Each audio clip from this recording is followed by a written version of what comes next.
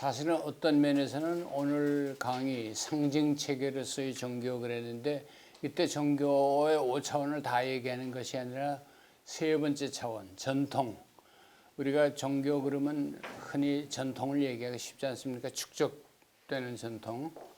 다시 말하면 성경, 경전, 교리, 언어, 상징 체계들 뭐 그런데 그걸 전부 상징으로 봐야 된다 하는 얘기를 제가 하고 이거 벌써 성서 문자주의, 성경 문자주의를 넘어설 수 있으면 이것만 해도 대단한 겁니다. 제가 보기에 한국 개신교의 가장 큰 문제가 뭐냐? 여러분들 한번 생각해 보세요.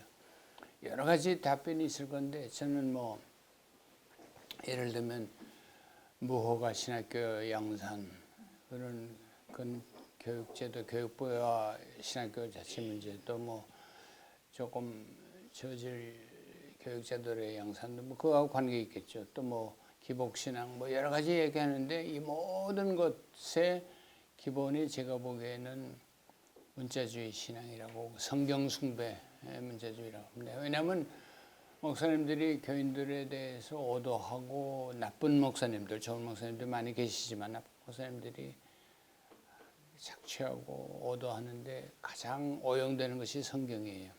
그래서 그러려면 성경 문자주의를 벗어나야 되는데 이게 쉽지 않아요. 근데 나는 그래서 상징 체계로서의 종교 그러면 심볼릭 시스템으로서의 종교인데 그 종교 때 종교의 5차원을 다 얘기하는 것이 아니라 3차원 즉 보이는 종교 경전, 리추얼, 성직자, 건물 뭐 이런 것들이 그걸 전부 상징으로 보자 이제 그런 얘기입니다. 굉장히 이제 이게 과감한 발언이고 중요한 발언인데 이렇게 가지 않으면 성경 문자주의를 벗어날 수 없고 그러면 성경 문자주의를 벗어나지 못하는 한은 한국 개신교의 희망이 없다 저는 그렇게 생각을 합니다. 그래서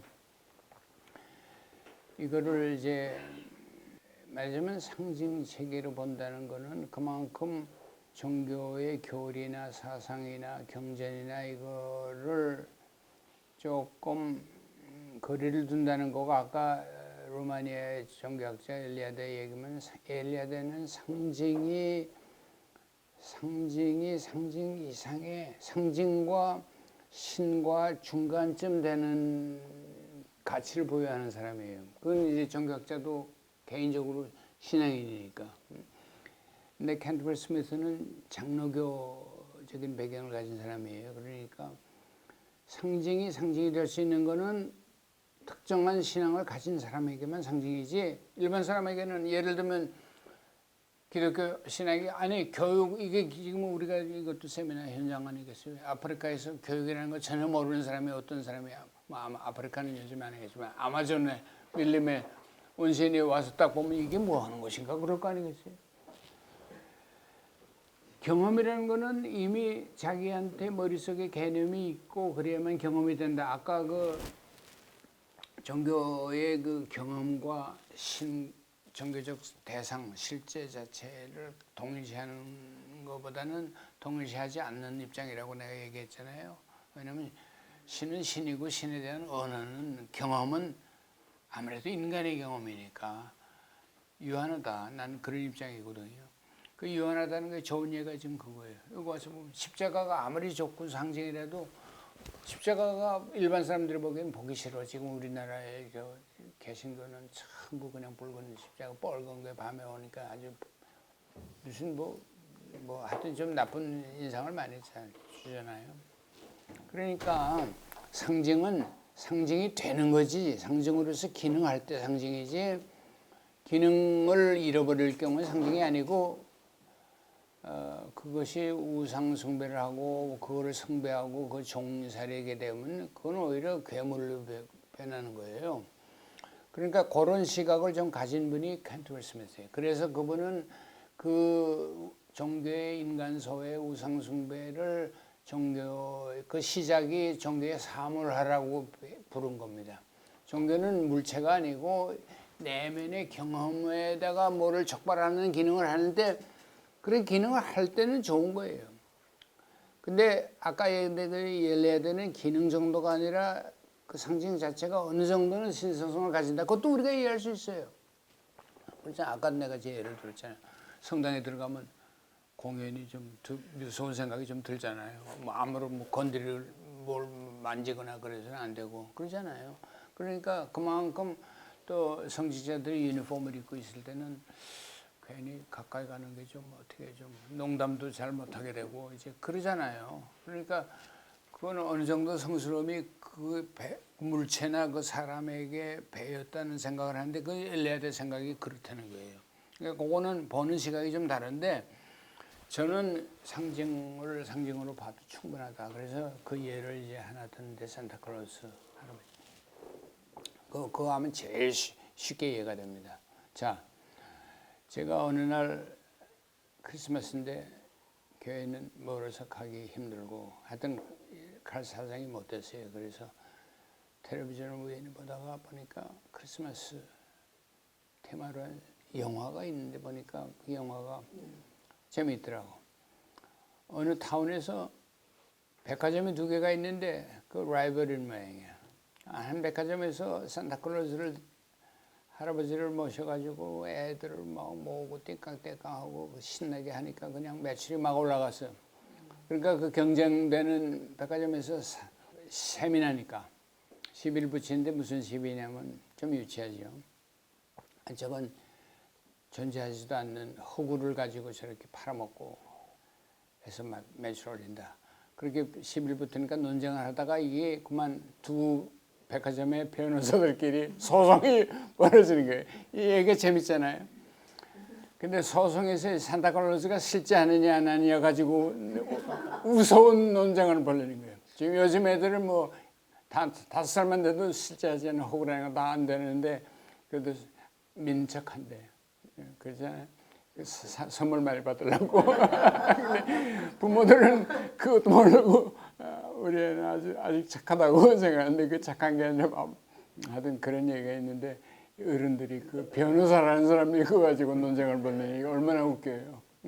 이제 그 얘기가 재밌는데 내가 그걸 보면서 갔다 이렇게 야 하나님이 산타클로스 같은 상징이 아니냐 그렇게 생각하면 어떻게 될까 하는 생각이 퍼뜩 드는 거예요. 제가 그거 가지고 그날 꽂혀가지고 글을 쓴 게 있어요. 그런데 첫째 내 경우는 상징이라고 우습게 볼 일이 아니라는 얘기예요. 그거를 이제 제가 오늘 한 말의 아주 핵심입니다.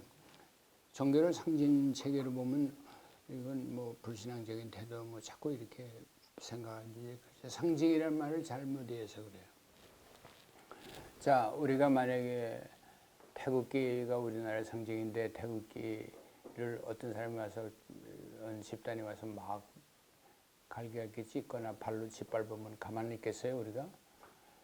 왜냐하면 그 상징이 리얼리티 자체하고 불가분리의 관계를 가지니까 상징이 그렇게 우스운 게 아니에요. 그리고 우리가 언어를 사용할 때 메타포를 많이 사용하고 시인들이 많이 사용하죠. 예를 들면 저 친구 곰 그러면 아니 문자 그대로 저 사람이 곰이라고 동물 곰이라고 생각하는 사람도 있겠어. 그러나 저 사람의 행동과 이 친구의 행동의 사이에 뭔가 곰을 연상시키는 유사성이 있는 거예요. 그거를 신학적으로는 아날로지라고 합니다. 유추, 아날로지. 근데 이건 개신교 신학한 사람들이 말 몰라요. 중세 신학한 사람들. 토마스 아퀴나스는 유추 개념을 굉장히 중요했어요. 여기십니다. 유추에는 상향적 유추가 있고 하향적 유추가 있어요. 나보다 더 우월한 거를 얘기할 때는 상향적 유추가 해야 돼. 우리가 모든 인간의 언어가 성경에 있잖아. 처음 뭐 사람이 뭐 화를 냈다든지 하나님이 진노했다든지 벌을 준다든지 용서한다든지 가득 찼어. 그걸 문자 그대로 해석하게 되면 이제 여러 가지 문제가 생겨요. 그러나 하나님의 어떤 속성과 성품에 인간의 속성, 성품 그래도 피조물 가운데 인간이 최고니까 우리 모든 다양한 경험을 좀 반영할 만한 어떤 아날로지가 유추가 비슷한 점이 있을 것이다. 그러면 아까 곰 얘기를 다시 해보세요. 저 친구가 곰이라는 거를 우리가 글로 쓰는 데면 몇 페이지가 필요할는지 몰라. 그래도 성의 안 하는데 저 친구 곰 그러면 그냥 대본에 그냥 다 알아듣는단 말이에요. 그러나 그거를 뭐 문자 그대로 곰이라고 생각하는 사람 아무도 없잖아요. 그러면 자, 성경에 지금 예를 봅시다. 상징으로 생각하면 산타클로스를 상징이라고 생각하면 산타클로스 얘기부터 그다음에 예수님 얘기를 제가 좀 하겠습니다. 산타클로스가 상징이라고 그러면 그 산타클로스를 폄하하는 게 아니고 사실은 뭐를 상징하느냐가 중요한 거 아니겠어요? 크리스마스의 스피릿이다. 그렇게 얘기할 거예요. 그럼 크리스마스의 정신이 뭐냐? 이렇게 하면 문제가 심각해집니다. 예수님의 삶과 모든 행동 다 얘기할 수밖에 없어요. 그렇잖아요. 크리스마스도 그렇고 크리스마스 날이 뭐 1년에 한 번 그게 무슨 대단한 날이라고 그런 사람들 많이 있잖아요. 또 산타클로스가 뭐 그래도 산타클로스가 상징이지만 자유로운 은총. 저 사람이 나보다 못하지만 그날 하루만은 내가 말하자면 베풀고 나눠야 된다는 그런 사랑의 정신이면 예수님 정신 그대로인데 산타클로스 크리스마스라고 해서 뭐 그 상징이라고 해서 나쁠 거 하나도 없는 거예요. 오히려 기독교인들이 그렇게 해요. 자, 그러면 하나님은 말씀, 하나님이 뭐 인간처럼 말을 합니까? 예수를 하나님의 아들 그러면 하나님이 예수님이 뭐 결혼해서 섹스를 해서 아들을 낳습니까? 자식을 낳습니까? 아들 이게 다 상징이거든요. 하나님의 말씀 상징은 우리가 하나님의 모상 그래요. 아, 우리가 어떻게 하나님을 닮았어요? 그 하나님의 모상의 개념이 가장 큰 문제는 하느님이 인간을 닮은 것이 아니라 인간이 하느님을 닮아서 존엄하다고 이렇게 생각해야 되는데 하느님을 자기 편리하게 내가 욕심 다 가주는 거로 해. 그 목사님들 설교의 가장 큰 나쁜 것 중에 하나가 그거 아니에요. 자기 생각, 자기 욕심을 하나님께 뜻이라고 그래가지고 뭐 이제 막 오용하는 그런 건데. 이제 하나님의 모상이라는 개념 자체가 하나님의 무슨 모상이 어디 있어? 또 하나님의 진노, 화, 용서, 자비, 사랑, 하나님이 나의 목자, 기분 나빠. 내가 뭐 양인가? 그건 pastoral society, 목축 경제 사회에서나 쓰던 말인데 그래도 그건 좀 뜻을 알죠. 근데 하나님이 뭐 양직이라고 생각하는 사람이 어디 있으면 저거대로. 그래도 목자. 하나님 나의 피난처. 하나님의 모성, 하나님의 말씀, 이게 전부 하나님의 아들, 이게 전부 상징인데 이거 잘하면 위대한 신학자가 되는 거예요. 이거 해석을 잘하면 뭐를 상징하느냐 하는 거를. 그렇잖아요. 그거 필요 없다고 얘기할 수 있어요. 그거를 설명하려면 신학책이 몇 권을 써도 성이 안 차는 거예요. 그러나 그 심벌이 그렇게 중요한 건데 그걸 봐서 심벌이 아니라고 심벌이라고 우습게 여기면 안 된다는 게 제 얘기입니다. 아까 곰 얘기 마찬가지예요. 심벌이라고 시냇물이 속삭인다 그러면 시냇물이 무슨 사람처럼 뭐 속삭여요? 시냇물이 졸졸졸 흐른다 그러면 그거는 의성어가 좀 들어갔으니까 상징어는 메타포는 아니고 문자 그대로 하여튼 문자 그대로 시냇물이 속삭인다는 건 확실히 시인들이 쓰는 메타포 아니겠습니까? 근데 너무 썼으니까 요즘은 잘 안 쓰겠지만 그래도 하여튼 우리가 일상적인 언어 속에도 상징을 우리가 많이 쓰는 겁니다. 그러면 그 리얼리티가 있는 거예요. 상징이라고 해서 그냥 아무 상징이나 막 되는 건 아니에요. 뭐 하나님을 뭐 아버지라고 하나님 아버지 피난처 나의 목자 내게 내 부족함이 없다는 시편의 얘기 맨날 그냥 하고 달고 살잖아요. 그럼 하나님을 뭐 아무 상징 뭐 하나님 똥이라고 부르면 됩니까? 안 되죠. 도가들은 장자에 보면 똥이라고 불러도 되는데 도는 똥이라고 가깝다고 떠날 수가 없으니까. 그래도 그 하나님의 내재성을 아무리 강조해도 하나님 똥이라고 부르는 난 처음 없어. 안 돼. 그거는. 응? 그렇잖아요. 자, 근데 도가들은 하나님을 인격신으로 생각하는 건 아니니까 똥이라고 불러도 된다고. 하여튼 도가 없는 데는 없는 거니까. 그럼 뭐 그렇게 생각하면 그럴 수도 있겠다지만 기독교에서는 안 되는 거예요. 이슬람에서는 물론 안 되고. 자, 그러니까 이 상징이 굉장히 중요해서 우리가 제가 지금 얘기한 중요한 하나님의 모상. 그러면 모상 중에 모상이 예수 그리스도예요. 예수를 하나님의 모상이라는 것이 골로새서라든지 또 나옵니다. 실제로 성경에서. 하나님의 아들이라는 것은 뭐 너무 중요한 모상이고 아까 탕자의 비유도 그림도 나옵니다만 이 굉장히 중요한 개념을 가지고 있어요. 이게 전부 아날로지라는 걸 인정을 하는데 아날로지가 상징이고 메타포라는 것 뜻이에요. 그렇게 생각하면 돼요. 굉장히 심각한 문제예요, 이게. 신학의 그리고 우리가 인간의 언어를 많이 쓰는데 인간이 하나님을 닮은 모상이기 때문에 우리가 그거를 신인 동일론이라고 anthropomorphic 인간의 형상대로 옛날에 크세노파네스라는 히랍 철학자가 있었는데 이 사람이 뭐라고 그랬냐면 신화에 나오는 얘기들이 웃긴다. 그래서 그 비판은 정교 비판의 효시야. 말이 손발이 있었으면 말은 하나님을 모양으로 그렸을 것이다. 또 소가 있으면 그랬을 것이다. 그렇게 풍자를 했어. 그건 신화의 얘기들 그렇게 풍자했는데 이 사람이 한 가지만 하고 둘은 모르는 거예요. 이제 우리 성서를 보면 전부 그런 얘기인데 그러면 우리가 성서를 보고선 철학이나 뭐 사상을 좀 한 사람들은 이게 뭐 이런 게 다 있어. 처음부터 뭐 누가 누구를 낳고 뭐 그런데 뭐 그리고 동정녀 얘기 나고 이게 뭐 집어쳐 그냥 성경이 좋다는 거는 들어서 그래도 한번 읽어봐야 되겠다. 교양 차원으로 해서라도. 그 생각하다가도 그냥 그 anthropological language, anthropological 인간 중심적인 인간적인 표현이 너무 많다 보니까 유치하게 보이는 거예요. 근데 신학적 정당성을 얘기하면 인간이 하나님의 모습을 닮았고 하나님이 말씀을 하시는 분이고 하나님이 먼저 말씀이시고 하나님 자체가 말씀 로고스 하나님이고 요한복음에 우리에게 먼저 말을 걸어왔기 때문에 우리가 말을 할 수 있는 거예요. 이게 신학적 언어의 정당성이 있다고. 그러면 성서 이야기를 이렇게 깊이 이해하게 되면 이게 무슨 인간 닮게 하나님 묘사했다고 비아냥거릴 게 아니고 우리가 하는 말을 그러나 그렇다고 해서 아무 말이나 다 해도 아까 뭐 똥이라고 해. 그래도 안 돼. 그래도 안 되고 예수님의 정신과 예수님의 아들을 닮은 하나님을 닮는다는 것이 무언가를 가장 확실하게 보여준 건 예수님의 말씀과 행위와 삶이거든.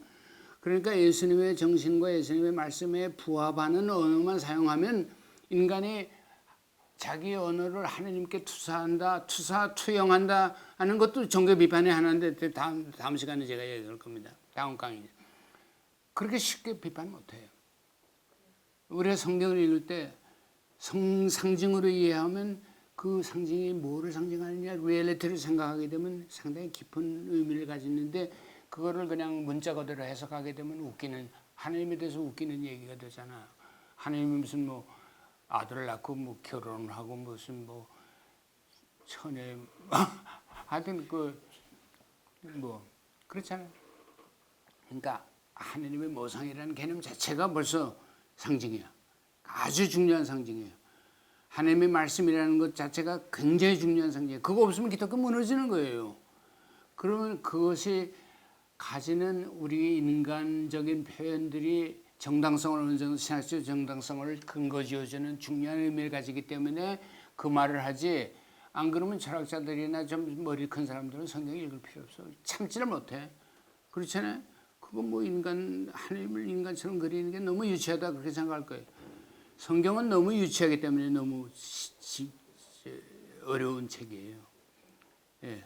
보통 상징이라는 거는 메타포라는 거는 이해를 돕기 위해서 사용하는 게 근데 성경은 상징이 너무 일반화됐기 때문에 나의 목자 뭐 이런 거 뭐 하여튼 아까 그 아버지 어머니를 상징한다는 거 참 정말 좋은 거 예수님의 설교에 그 말씀이 많이 있잖아요. 탕자의 비유니 예수님이 그 가족의 그 관계가 나쁜 면도 있어요. 근데 좋은 면을 생각하면 그거보다 더 무조건적인 사랑, 예수님의 은총, 하느님의 그걸 강조하는데 부모 자식 간의 그 사랑을 빼놓고 얘기하기 어렵잖아요. 그러니까 모든 신학적 언어를 그런 차원에서 이해하게 되면 성경의 언어를 우리가 깊은 감명을 받을 수 있고 그거에 뭐를 의미하느냐 가지고 고민해야지 이게 사실이냐 아니냐 뭐 그 변호사들이 산타클로스가 뭐 상징이냐 아니냐 그거 이게 말도 안 되는 차원이에요. 지금 우리는 그 차원에서 노는 거예요. 대부분의 한국 기독교인들이, 개신교인들이, 기독교인들이 동의하십니까? 메카순례 세 번째 간 사람은 상징이라는 걸 알고 상징도 보고 하나님도 만났어요. 그래서 보통은 그 단계만 해도 훌륭한 거예요. 응? 근데 저도 그거를 찬성하면 돼요. 저도 뭐 그 정도예요. 근데 그것만 해도 할 얘기가 많고 신학책을 써도 수십 권, 수백 번이 지금 쓰여진 거 아니겠어요? 예. 그러니까 토마스 아퀴나스는 그거를 스콜라 철학에서는 기본이에요. 아날로지라는 건. 아날로지는 나보다 못하는 거를, 예를 들면 개는 인간보다 못하니까 개를 충견이라고 그러잖아. 충성심이 강하다. 진돗개가 충성심이 강하다. 그러면 그때는 이건 하향적 아날로지야. 하느님께는 상향적 아날로지라면 중심이 하느님이야. 하느님 아버지 그러면 아니 여성 신학자들이 그걸 잘 몰라가지고 이런 우를 범하는 사람들이 있어. 아니 그 아버지라고 부르지 말자 말이야. 아 그럼 나는 그거 다 가져가라시라고. 네, 쉽게 얘기하면 왜냐하면 아버지 모습 제대로 못했는데 우리 딸이 혹시 하나님이 나처럼 생각하면 이거 곤란하다 부담스러우니까 그 어머니한테 미루자 말이야. 근데 어머니라고 또 뭐 별수가 있냐 또 그럴 거 아니겠어요. 그래도 하여튼 책임을 일단 면하는데 그런데 이거는 상향적 아날로지면 하느님이 아버지고 진짜 아버지의 모습은 하느님이고 우리는 그 심판을 받아야 되는 거예요.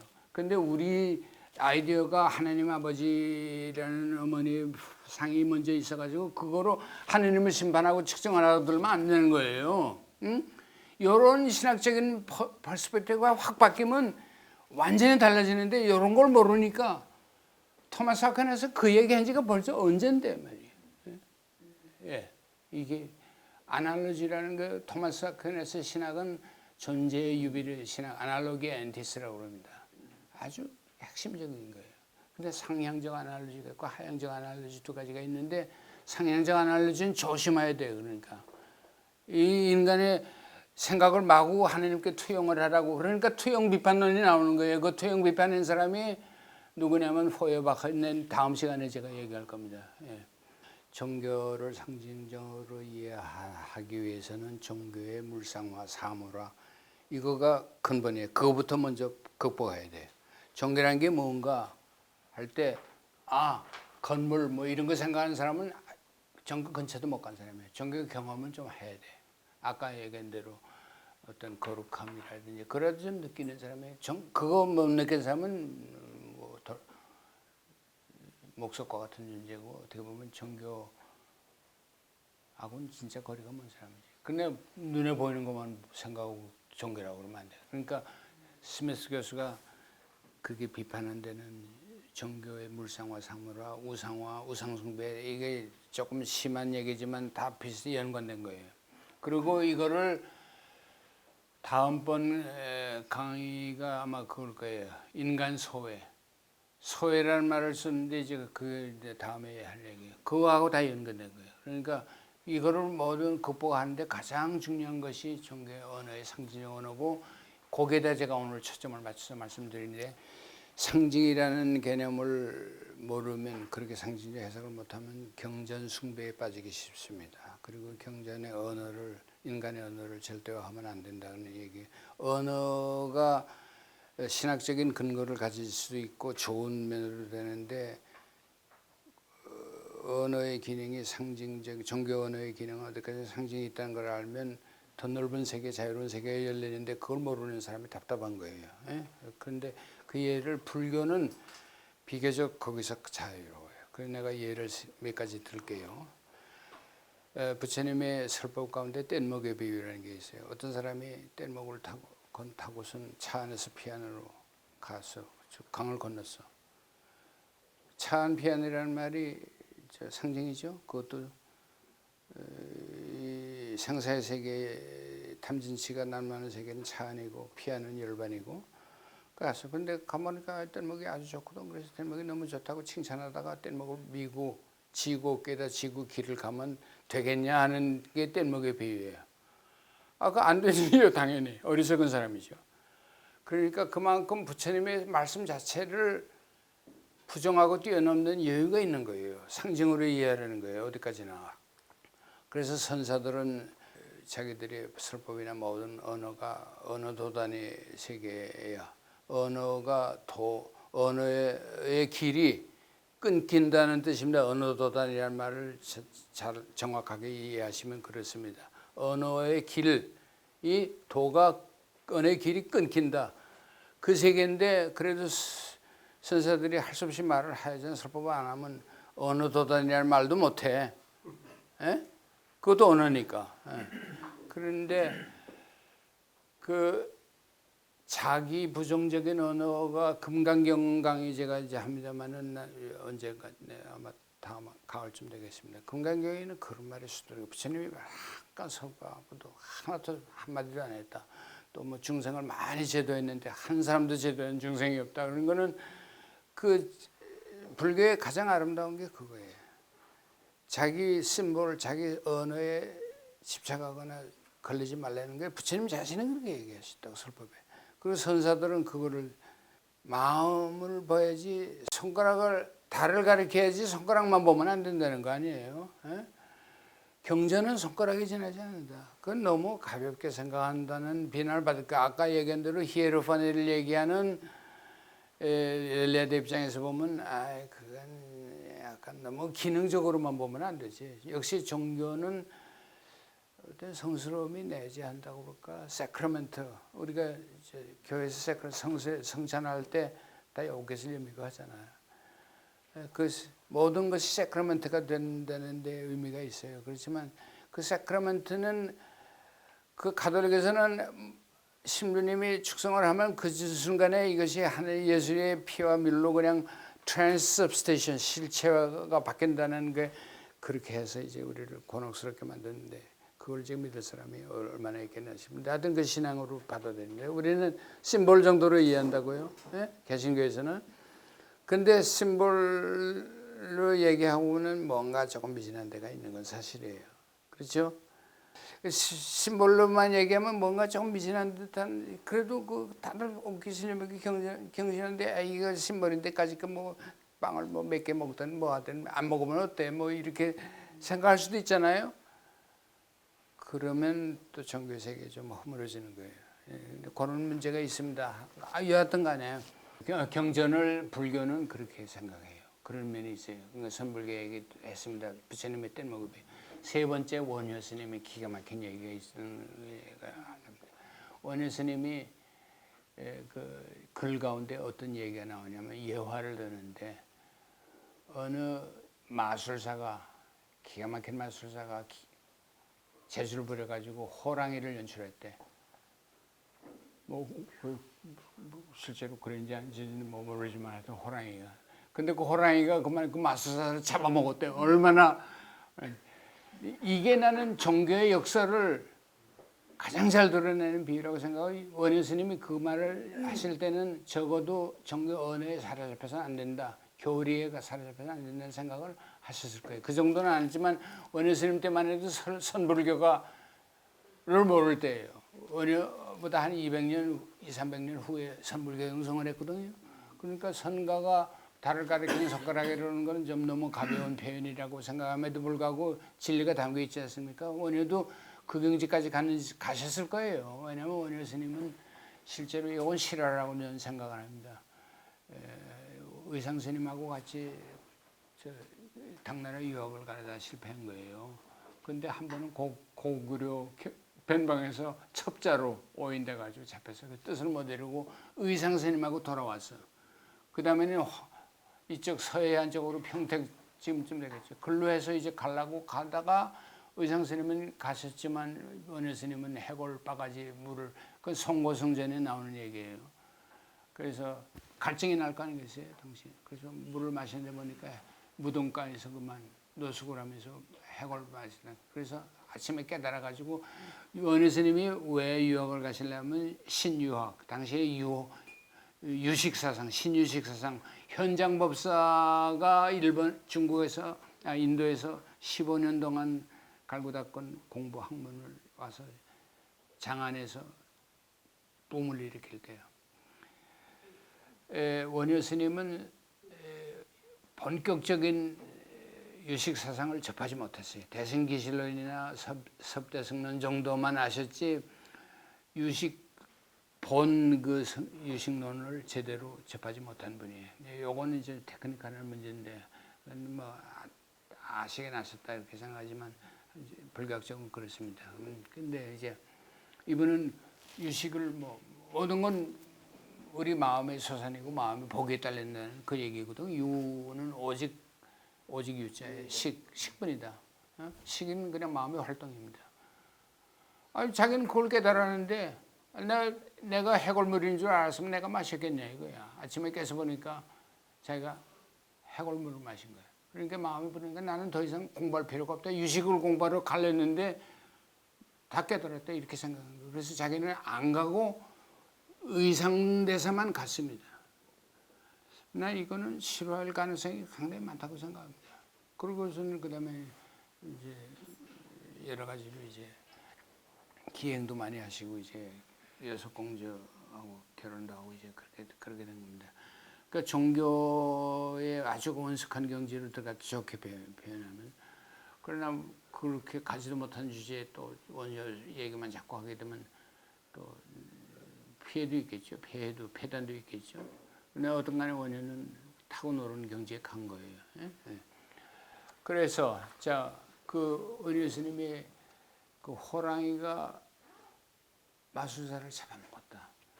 이게 지금 종교를 만든 건 사람인데 요거 이제 다음 시간에 제 주제를 만든 사람인데 사람을 다 잡아먹은 거예요. 지금 종교의 정살이 종교 우상숭배, 종교의 인간 서해를 한다는 거 서해 개념을 빌려서 제가 이제 다음에 할 겁니다. 그때 후에바 칼막스의 종교는 일면의 아펜이다. 또 뭐 여러 가지 얘기를 제가 할 겁니다. 예, 그러니까 불교는 비교적 그 상징이라는 거를 알고 어느 문자가 불확실하고 좀 문제가 좀 있다는 것을 안 편이에요. 안 정교해요. 그게 불교의 묘미예요. 그런데 기독교는 하느님의 말씀이라는 것을 문자 그대로 이해하니까 하느님이 뭐 말을 해? 하느님의 계시? 하느님이 뭐 계시를 해? 이런 거 다 인간이 사용하는 언어 아닙니까? 그걸 그렇게 하다 보니까 성경 문자주의 신앙이 생겼고 성경 문자주의 신앙이 토마스 아퀴나스 같이 그 오래된 사람이 아니고 세상이 아니고 프린스턴 신학교에서 1920년대 30년대 이른바 리버럴 테올로지 자유주의 신학이 리버럴 테올로지라는 말도 또 자리해야 됩니다. 그 이제 우리가 그냥 뭐 성경을 조금 이렇게 자유롭게 해석하는 걸 리버럴 테올로지라고 그러지 않습니다. 하여튼 그 리버럴 테올로지가 판을 칠 때 안 되겠다 싶어서 기독교 위기를 느껴서 성경 문자주의를 주장하게 됐습니다. 그러니까 이건 평신도들이 생각한 게 아니고 이런 신학자들 프레시던트 테올로지컬 세미나리에 매첸 같은 그런 신학자들이 주장하고 난 건데 이것이 퍼져가지고 지금 미국은 그래요. 구라파는 없어요. 이게 기독교 바운더리를 넘어서 이슬람은 원래부터 그런 경향이 강해요. 근본주의적인 게. 그걸 근본주의라는 이름으로 전 세계에 지금 퍼지게 된 겁니다. 그러니까 성경 숭배, 경전 숭배, 경전 언어를 절대화하고 우상화하는 것은 지극히 현대적인 일입니다. 보세요. 자, 성당 가면 중세시대에 글을 읽었습니까? 성경을 읽었습니까? 우리는 마틴 루터가 성경 번역해가지고 뭐 혁명을 일으켰다 그러는데 정말 뭐 엄청난 변화지만 그게 좋은 것만은 아니에요. 종교로 볼 때는 중세 사람들은 언어를 다양한 언어를 건축물, 미켈란젤로의 건축물이나 벽화 같은 거 보면서 감명을 받았어요. 그 장애인들도 그랬을 거예요. 그리고 우리는 언어, 성경 아니고 라틴어를 읽으면서 라틴 성경을 읽었거든요. 4세기에 제롬이라는 사람이 번역한 거. 라틴어를 읽는 사람은 요즘 한문계나 읽는 사람처럼 상당히 식자들만이 하는 거예요. 일반 사람은 성경을 안 읽었어요. 난 지금 개신교 성경 막 읽는 거 난 제일 반대하는 사람이에요. 안 읽는 것만 못해요. 근데 나만 그런 게 아니고 저 연세대학교 누구 민정신학 하시던 그분도 그래. 선암동 교수도 그랬다 그러는데 그거 못된 사람이라고 비판을 하는지만 개신교에서 뭐 툭하면 뭐 성경 공부나 좀 하고 그건 성경 공부 정말 어려운 책입니다. 너무 쉽기 때문에 너무 어려워요. 너무 유치한 언어이기 때문에 그걸 잘 이해하지 않으면 성경은 안 읽는 게 낫습니다. 성경을 안 읽고 1500년 동안 신앙생활을 한 거예요. 그 사실이에요. 이게 팩트예요. 응? 루터가 성경 번역하기 전에는 그랬다고. 이런 어마어마한 사실을 의미를 생각해 보세요. 얼마든지. 왜냐하면 그때는 오히려 상상력이 풍부했고, 안에 12사도 그냥 그림만 보고도 상만 보고도 이 사도들의 뭐 삶과 정신을 더 잘 이해했다고. 지금 읽고선 글로 읽고선 뭐 이래 그렇게 따지는 것보다는 낫잖아요. 그러니까 상징에 대해서 제가 지금 종교가 상징체계라는 거. 근데 이슬람의 가장 큰 문제도 이 상징체계라는 걸 개신교 문자주의 이상으로 고집을 한다고. 그러면 상징이 상징으로 보지 않는 가장 그 종교마다 이유가 있어요. 개신교에서는 하나님을 예수는 하나님의 아들이고 육화라고 그랬는데 인카네이션 아바타라는 것도 상징인데 하나님의 아들이라는 것도 상징 아니겠어요? 근데 그 상징이 아니라고 고집을 하는데 그 삼위일체결이고 다 나온 거예요. 이슬람에서는 코란은 하나님의 말씀이라고 문자 그대로 믿어. 그러니까 개신교 근본주의, 개신교 문자주의자들은 저리 가라요. 정말 모함에서 무슨 영감이나 무슨 종교적 경험이 표현된 게 아니고 이거는 그냥 기계적으로 그냥 받아 읽으라 아랍어로 꼭 들었다는 거예요. 그러니까 성경은 저 이슬람에서는요 아랍어로 된 신약 성서보다 좀 작거든요. 코란이 성경 암송대회가 있는데 코란을 통째로 처음부터 끝까지 외우는 사람이 수십 명이 된대요. 그 명함도 못 내려. 내 주일학교 그 성경 암송대회 같은 거는 축에도 못 껴. 그러게. 그리고 언제 한번 미국에서 이제 어느 텍사스의 목사님이 코란을 다 쏴놓고 불을 지르려고 하는 게 그냥 미국 국무부에서 대통령이고 국무장관이고 살살 빌어서 제발 좀 그러지 말라고. 그거 하면 큰일 나니까 그냥. 근데 하여튼 문자주의 신앙이 이렇게 된 겁니다. 그러니까 얼마나 그것이 잘못됐다는 거. 그리고 성 어거스틴 토마스 아퀴나스는 얼마든지 상징적 해석이 가능하고 문자적인 의미가 통할 때는 뭐 괜찮아요. 근데 안 통할 때는 다른 방법을 이해할 그 해석 원칙이 있습니다. 근데 우리는 문자적인 이해 아니면 그걸 설득시키기 위해서 궤변을 늘어난다고. 그 아주 보수 신학의 제일 나쁜 점이 그거예요. 궤변. 아주 그 조금만 머리 좋은 사람한테는 안 통할 얘기를 자기들이 머리가 조금 부족한 사람들이에요. 그 사람들이. 궤변을 넣어가지고는 그걸 믿게끔 만들어 설명을 rationalize 한다고. 더 나빠. 어떻게 보면. 정말 그래요. 예. 근데 이 문자주의 신앙이 그렇게 오래된 것이 아니라는 것만 알고 옛날에 문자 없이도 우리 세종대왕한테 고마워할 책임을 지어서 지금 문맹률이 우리나라가 세계에서 제일 없대. 그렇잖아요. 아니 그냥 우리 한글을 뭐 괜찮은 사람들한테는 뭐 1시간이면 깨우칠 수 있으니까 참 기가 막힌 거예요 정말. 그건 위대한 발견이죠. 그러니까 우리가 이 정도 민도를 가진 것도 우리 경제력에 비하면 한국 사람들이 많이 깬 거예요. 예, 그렇죠? 이 미국이라는 나라 우리보다 몇 배 강한 나라지만 제일 생각하면 그 민도는 우리나라 사람 못 따라가. 어떤 면에서는. 근데 기독교적인 배경이 있으니까 소양이 깔려 있으니까 그 사람들이 좀 그래도 우리보다는 뭐 다른 면이 좀 있죠. 근데 그 얘기는 또 다른 문제입니다. 하여튼간에 그렇습니다. 그러니까 문자주의 신앙, 근본주의 신앙 이거를 뭐가 근본이냐 할 때 정말 근본을 모르니까 그 근본주의라는 말 자체가 잘못됐다는 거예요. 예. 예. 뭐가 근본이냐면 아까 얘기했던 산타가 실제했다고 믿는 게 근본주의가 아니고 산타가 뭐를 상징하느냐 하면 위대한 크리스마스 스피릿을 상징한다 그러면 누가 뭐라고 그러겠어요. 그래서 제가 예를 하나 들면 미국에서는 회사 CEO들이 여기도 지금 회사 경영하시는 회사 CEO들이 크리스마스 날은 여기다 에이프런 차고 직원들을 위해서 쿠킹을 한대요. 그 전통이에요.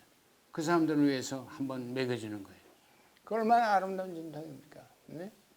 그리고 제가 언제 한번 공항에서 목격을 했는데 어느 아주머니가 애를 업고 가방을 이렇게 들고 그냥 라인이 길잖아 탑승구 막 그냥 어려움을 당하고 있는데 그 스튜어디스가 오더니 그 여자를 먼저 데리고 가는. 저는 그 장면을 보면서 정말 감동을 했어요. 스튜어디스는 제대로 훈련을 받은 사람. 우리나라 같으면 밀치고 그 사람은 그 여자는 매일 꽁치로 타겠지. 그렇지 않겠어요? 참 사람은 정말 대접하는구나. 그게 American Spirit, Service Spirit at its best. 아름다운 면을 보는 거예요. 예? 우리가 필요한 게 그거고 민주주의가 필요한 게 그건데 우리는 제도 민주주의는 됐지만 그런 거 못하지 않습니까? 그런데 이런 것들이 크리스천 밸류고 크리스마스가 상징하는 게 바로 그런 거라고. 하느님이 인간이 됐다는 거는 하느님이 자기를 낮추고 부정했다는 얘기 아니에요? 어?